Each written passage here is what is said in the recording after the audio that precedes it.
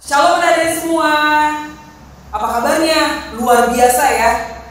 Oke, hari ini kita mau mulai ibadah minggu kita. Adik-adik bersiap semua kan? Siapkan hatinya. Kita mau buka hati kita.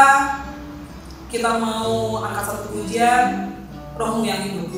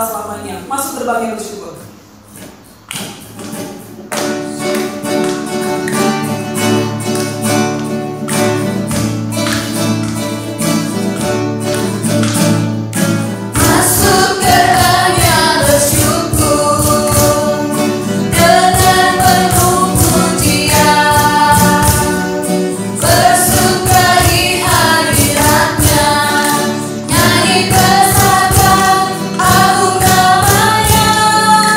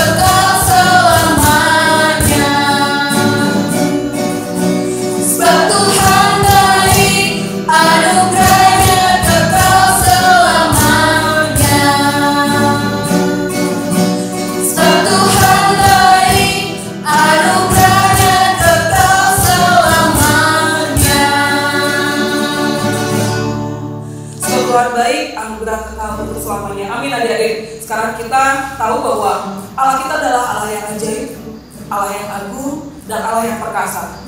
Kita mau angkat dari satu pujian ajaib buat Tuhan.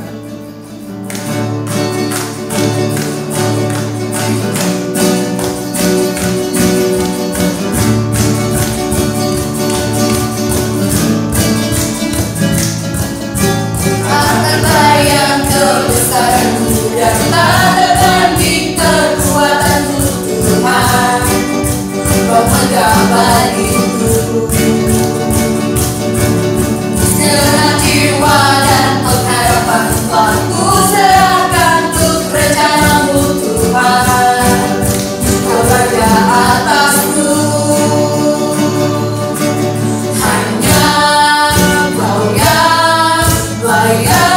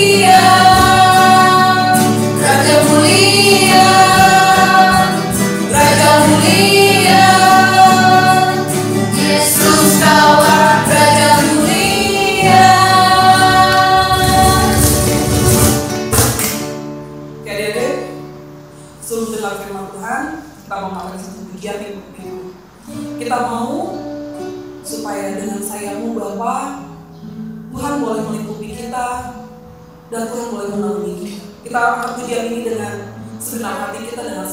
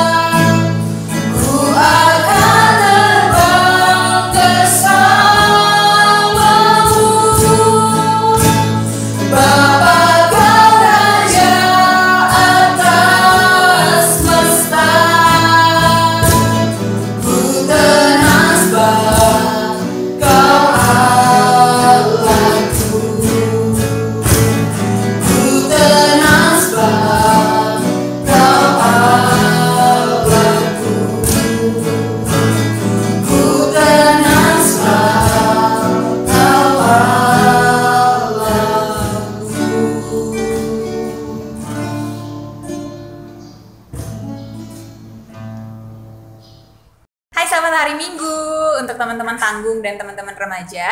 Hari ini bersama dengan aku, Esi, dan sebelum kita mau mendengarkan firman Tuhan, mari kita bersama-sama bersatu di dalam doa. Kami mengucap syukur untuk berkat yang Tuhan berikan kepada kami, sehingga pada pagi hari ini kami boleh berkumpul bersama walaupun di rumah saja, tapi kami juga boleh bersekutu bersama untuk memuliakan nama Tuhan. Sebentar kami akan mendengarkan firman Tuhan, kiranya Tuhan yang boleh memberkati kami, berkati pikiran hati kami, sehingga kami boleh mendengarkan dan mengerti apa yang ingin Tuhan sampaikan kepada kami. Di dalam nama anak-Mu Yesus Kristus, kami telah berdoa dan mengucap syukur. Amin. Teman-teman Tanggung dan remaja, hari ini kita bakalan baca dari 1 Korintus 12 ayat 4-6. Jadi teman-teman bakal baca bersama-sama ketiga ayat ini dari 1 Korintus 12 ayat 4-6. Kita baca bersama. Ada rupa-rupa karunia tetapi satu roh, dan ada rupa-rupa pelayanan tetapi satu Tuhan. Dan ada berbagai-bagai perbuatan ajaib, tetapi Allah adalah satu yang mengerjakan semuanya dalam semua orang. Nah, demikian pembacaan kita pada hari ini. Dan dalam itu kita mempelajari bahwa seperti apa yang udah kita pelajari di minggu lalu, bahwa ada Roh Kudus yang datang kepada kita, sehingga di dalam diri kita ada berbagai-bagai karunia. Nah, hari ini juga Paulus juga waktu dulu memberikan surat ini kepada jemaat di Korintus, mau bilang bahwa di setiap orang itu ada berbagai-bagai karunia. Coba kita diingat-ingat dulu, teman-teman ingat-ingat kira-kira apa aja sih karunia yang kita punya? Apa aja sih kemampuan yang teman-teman punya? Kayak misalnya mungkin ada yang bisa jago banget nih, matematikanya jago banget, atau IPA-nya, atau ada yang bisa main bola, atau bahkan bisanya nyanyi, nari, terus bisa juga olahraga. Olahraganya bisa berenang, basket, dan lain-lain.